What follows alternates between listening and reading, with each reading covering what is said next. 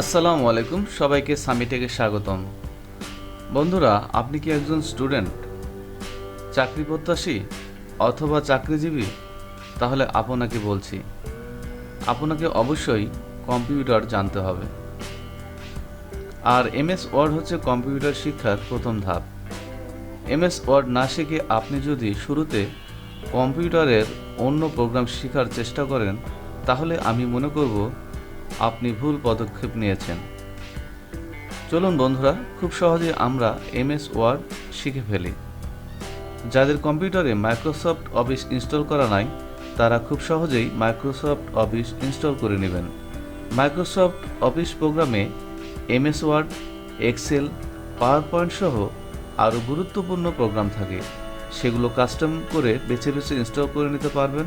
আবার মাইক্রোসফট অফিসের সবগুলো প্রোগ্রাম একসাথে ইনস্টল করে নিতে পারবেন।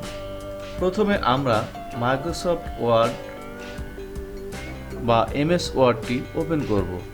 বন্ধুরা, মাইক্রোসফট ওয়ার্ড ওপেন করার পর সর্বপ্রথম এমএস ওয়ার্ড এর বার সম্পর্কে জানতে হবে। এমএস ওয়ার্ডে কাজ করার সময় অথবা চাকরির ভাইবার সময় এই বার সম্পর্কে অনেক প্রশ্ন করা হবে। আর এই কারণেই এই বার সম্পর্কে জানা খুবই গুরুত্বপূর্ণ। চলুন বন্ধুরা, আমরা পরিচিত হয়ে নেই এমএস ওয়ার্ডের বার সম্পর্কে।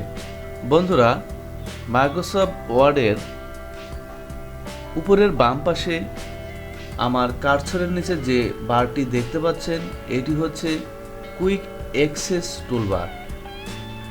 আমরা চাইলে এই টুলবারে আরও কিছু ফাংশন অ্যাড করতে পারবো।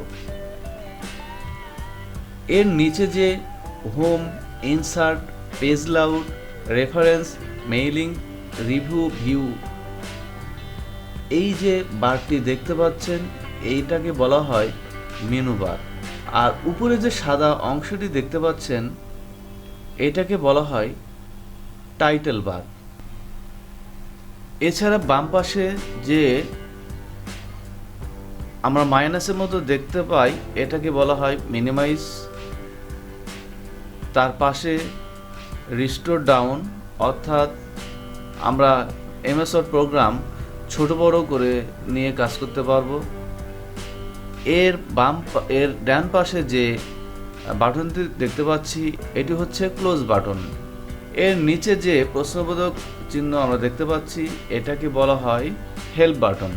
এখন আমি কার্সর যেখানে রেখেছি, এটিকে বলা হয় হচ্ছে ড্রয়িং বার। এটিকে বলা হয় ফরম্যাটিং টুলবার।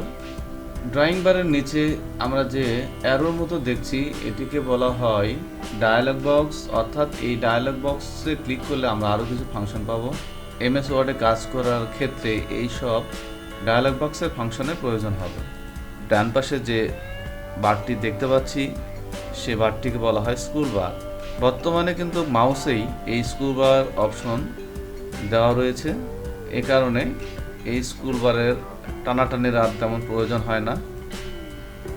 এছাড়া নিচের যে বারটি থাকে, সেই বারটিকে বলা হয় হচ্ছে ভার্টিক্যাল স্ক্রল বার।